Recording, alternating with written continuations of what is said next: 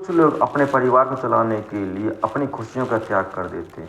वे अपने भाई और बहन और अपने परिवार को चलाने के लिए अपने जीवन की सारी खुशियों का त्याग कर देते हैं। दोस्तों, इस घटना में हम आपको बताएंगे कि हमें किस हद तक अपना त्याग करना चाहिए और किस हद तक त्याग नहीं करना है, क्योंकि ज़रूरत से ज़्यादा त्याग भी हमें नुकसानदायक होता। वह हमें कहीं का नहीं छोड़ता, वह हमें घर का छोड़ता न घाट का छोड़ता। इस कहानी में एक बड़ा भाई अपने छोटे भाई के जीवन संवारने के लिए कुछ अपना इस तरह त्याग कर देता है कि वह हद से ज़्यादा आगे पहुंच जाता है और उसका छोटा भाई अपने बड़े भाई को जो विश्वासघात करता है उसकी आप कल्पना भी नहीं कर सकते। दो भाई होते हैं दोस्तों, नरेश और दिनेश। उनका पिता काफ़ी अमीर होता है और उनके पिता ने उनके लिए घर से स्कूल और स्कूल से घर जाने के लिए एक ड्राइवर और गाड़ी अलग से दे रखी थी। वह ड्राइवर उन बच्चों को रोजाना घर से स्कूल से घर ले जाने का काम किया करता है। दोस्तों, एक दिन ड्राइवर उन बच्चों को स्कूल से घर ला रहा था। वह बच्चों से बोलता है, बेटा जल्दी बैठो, मुझे घर पर बहुत ज़रूरी काम है। तो छोटे बच्चे गाड़ी में बैठ जाते हैं। जब वे घर आके देखते हैं तो उनके घर में काफ़ी सारी भीड़ भाड़ लगी होती है। वह यह देखकर सोच में पड़ जाते हैं कि आज हमारे घर में किस तरह की भीड़ लगी हुई है। दोस्तों, जब वे घर में अंदर घुसते हैं और अपनी माँ को देखते हैं तो माँ रो रही थी। माँ को रोता हुआ देख बोलते हैं, माँ आप क्यों रो रही हो? तो वह उनकी माँ बताती है, बेटे तुम्हारे पिता का एक्सीडेंट हो गया और मौके पर ही उनकी मौत हो गई है। लोग उनकी लाश को पोस्टमार्टम के लिए ले गए हैं। यह सुनकर बच्चे ज़ोर ज़ोर से रोने लगते हैं, क्योंकि बच्चे अपने पिता से बहुत प्यार करते थे। दोस्तों, वीडियो को पूरा देखने के लिए वीडियो में अंत तक बने रहिए। वीडियो को लाइक कीजिए, सब्सक्राइब कीजिए। आपके सब्सक्राइब करने से दोस्तों हमें हौसला मिलता है। नमस्कार दोस्तों, स्वागत है आपका हमारे यूट्यूब चैनल में। दोस्तों, एक धीरेन्द्र नाम का पिता होता है, उसकी पत्नी का नाम सुप्रिया होता है और उसके दो बच्चे होते हैं। बड़े बेटे का नाम नरेश होता है, छोटे बेटे का नाम दिनेश होता है। दोस्तों, धीरेन्द्र बहुत बड़ी कंपनी का मालिक होता है। उसके पास पैसों की कोई कमी नहीं होती है। उस बहुत बड़ी कंपनी का बहुत बड़ी आय का स्रोत कंपनी होती है। दोस्तों, उसके घर में नौकर चाकर की भी कोई कमी नहीं होती है और उसने अपने बच्चों के लिए स्कूल लाने ले जाने के लिए एक ड्राइवर और एक गाड़ी अलग से कर रखी थी, जो उन बच्चों को स्कूल से घर और घर से स्कूल लाने का काम किया करता है। दोस्तों, पिता के होते हुए उस परिवार में सारी मौत थी, लेकिन पिता का एक एक्सीडेंट में मौत हो जाने के कारण उस परिवार के सिर से पिता का साया उठ गया और उनकी सारी खुशियाँ धीरे धीरे अब दुख में बदलने लगी थी, क्योंकि उनकी कंपनी को चलाने वाला कोई नहीं था। जब कंपनी को चलाने वाला कोई नहीं, तब धीरे धीरे कंपनी नुकसान में जाने लगी और हालत ये आ गई कि कंपनी का एक एक हिस्सा, एक एक पार्ट, एक एक मशीन बेचने की नौबत आ गई। दोस्तों, अब तो उन माँ बेटी में बच्चों के स्कूल भरने के फीस के भी लाले पड़ गए थे, जिसके कारण नरेश ने एक ऐसा कदम उठाया कि उसने अपने बड़े भाई को तो प्राइवेट स्कूल में पढ़ाई रखा और खुद का एडमिशन सरकारी स्कूल में करा लिया। यह देखकर उसकी माँ बोलती, बेटा तुम ऐसा क्यों कर रहे हो? तुम अपने छोटे भाई को तो प्राइवेट स्कूल में पढ़ा रहे हो और तुम सरकारी स्कूल में पढ़ रहे हो। वो कहता, माँ मैं तो अपना देख लूँ, मेरा क्या, मैं तो ऐसे ही अपना टाइम काट लूँगा, लेकिन मेरे छोटे भाई को सारी सुख सुविधा और अच्छा ज्ञान, अच्छी नॉलेज मिलनी चाहिए, उसे किसी तरह की कमी नहीं होनी चाहिए।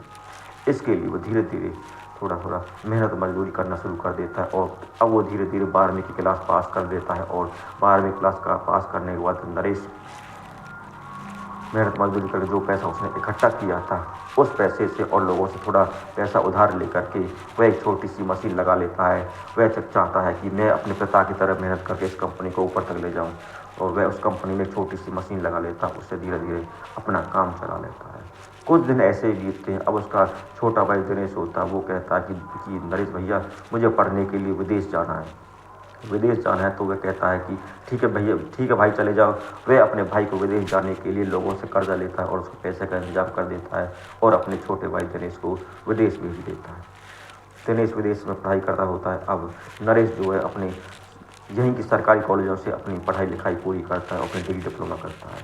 वो पढ़ाई लिखाई उसकी चलती रहती है। दोस्तों, धीरे धीरे उसकी कंपनी भी इतनी अच्छी चलने लगती है कि उसने जो सारा कर्जा लिया था वो सारा कर्जा उतर जाता है और उसके दिन अच्छे से चलने लगी थी। अब उनके परिवार में सुख सुविधा की मौज होने लगी थी। दोस्तों, उसका छोटा भाई दिनेश जब विदेश से पढ़ के आता है और वो कहता है कि भैया मुझे कलेक्टर बनना, कलेक्टर पढ़ाई करनी है, उसके लिए मुझे कुछ पैसे चाहिए।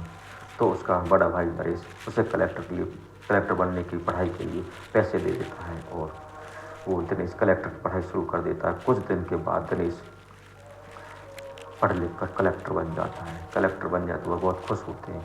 अब उसकी माँ सोचती है कि मेरे बड़े बेटे नरेश की शादी हो जाए, और शादी के लिए उसके पास कई लड़कियों के रिश्ते आते हुए नरेश से कहती है कि बेटा अब तू शादी कर ले, तू शादी योग्य हो गया। तो इस पर नरेश बोलता है कि माँ मुझे शादी नहीं करनी, शादी करने से हमारा घर बिगड़ जाएगा। शादी करने में जो औरतें आती हैं वो इस तरह हमें हमारे मन और दिमाग को इस तरह बदल देती है कि मैं अपने भाई से अलग हो जाऊँ, मेरे भाई का जीवन खराब हो जाएगा।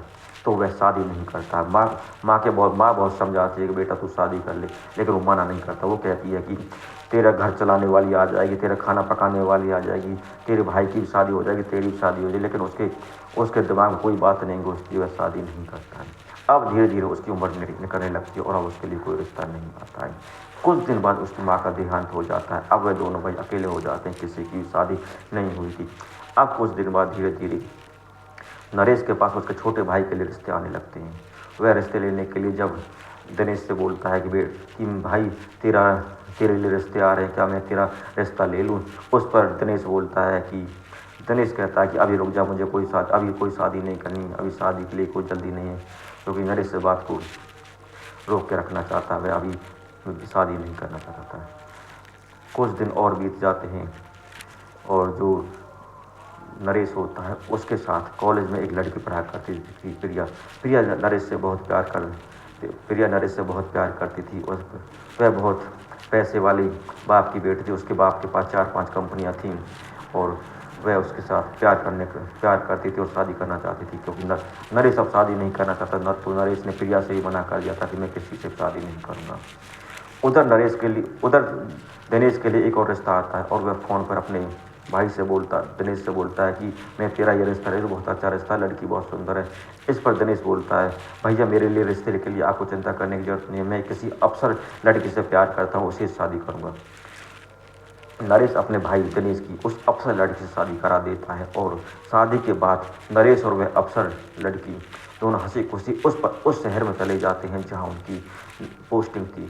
वहाँ पोस्टिंग वहीं दोनों आराम से रहते हैं। अब धीरे धीरे दिनेश की पत्नी जो अफसर पत्नी थी वह अब दिनेश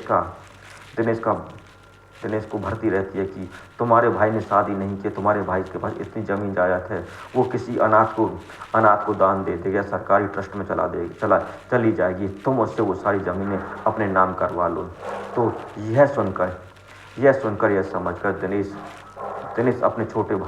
दिनेश अपने बड़े भाई नरेश से वो सारी ज़मीन अपने नाम करवा लेता है और कंपनी का नाम एक बहुत बड़ा लोन ले लेता। कहता है कि भाई मुझे एक बहुत बड़ा स्कूल खोलना, उसके लिए जगह चाहिए और बहुत बड़ा पैसा चाहिए।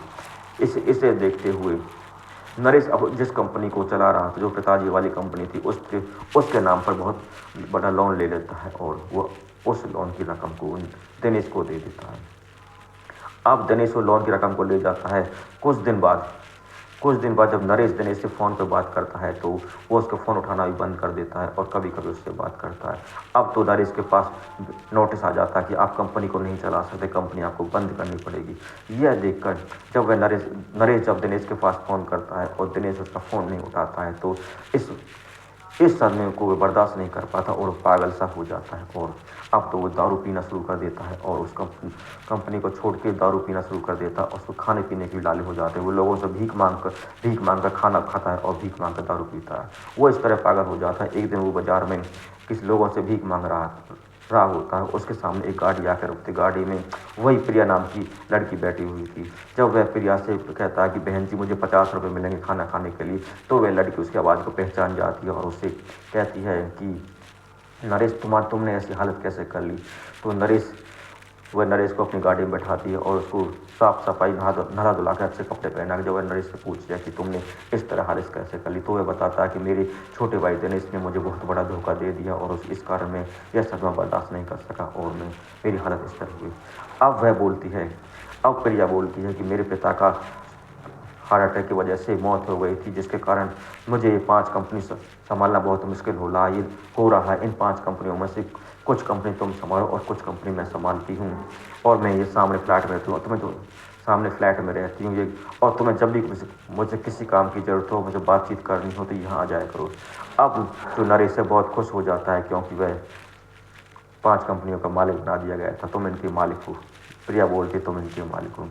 तो वह इतनी मेहनत और लगन से काम करता है, उन 5 कंपनियों को दोगुनी कर देता है, यानी 10-12 कंपनी कर देता है और वह बहुत पैसे वाला आदमी बन जाता है। जब नरेश और प्रिया दोनों साथ साथ रहते हैं तो वो प्रिया बोलते हैं कि हम दोनों काफ़ी दिन से साथ रह रहे हैं, लोग हमारे बारे में तरह तरह की बातें बनाते हैं, अब हम दोनों को शादी कर लेनी चाहिए। इस पर नरेश और प्रिया दोनों शादी कर लेते हैं। एक दिन नरेश अपने होटल में बैठा हुआ था तो उसका छोटा भाई अपनी पत्नी को लेकर उस होटल में आता है।